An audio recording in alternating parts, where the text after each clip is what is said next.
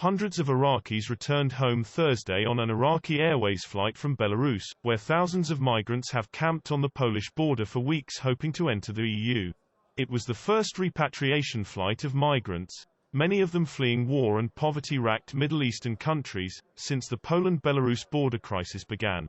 A total of 431 people were aboard the Boeing 747, said a spokesman for the government of the autonomous region of Kurdistan where many of the repatriated Iraqis came from. Iraq's government has said the repatriation was voluntary. The flight was to continue later in the evening to Baghdad, but most of the passengers disembarked at Erbil. Some hid their faces, so as not to be identified on local TV images as they stepped down from the plane.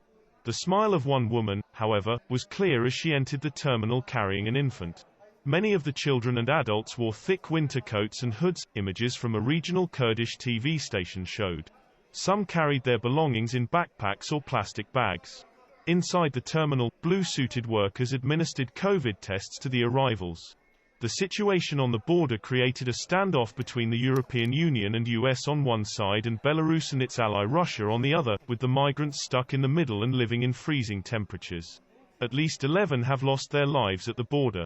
Western countries accuse Belarusian President Alexander Lukashenko's government of engineering the crisis by encouraging migrants, many of them Iraqi Kurds, to come to Belarus and then taking them to the border.